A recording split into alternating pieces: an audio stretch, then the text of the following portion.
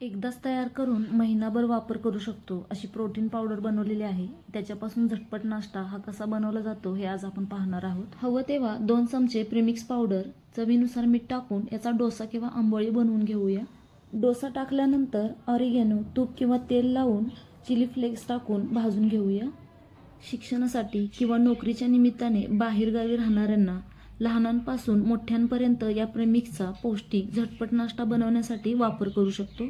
हे प्रीमिक्स बनवण्यासाठी 1 वाटी काळा वाटाणा, 1 वाटी हिरवे मूग, 1 वाटी हरभऱ्याची डाळ, 1 वाटी नाचणी, 1 वाटी उडीद डाळ, 1 वाटी मटकीची डाळ, 1 वाटी मसूर डाळ, 1 वाटी तांदूळ, 1 वाटी राळ्याचे तांदूळ, 1 वाटी वरीचे तांदूळ, 2 चमचे धने, 2 चमचे जिरे, 1 चमचा बडीशेप, 1 वाटी पोहे, 1 वाटी ओट्स.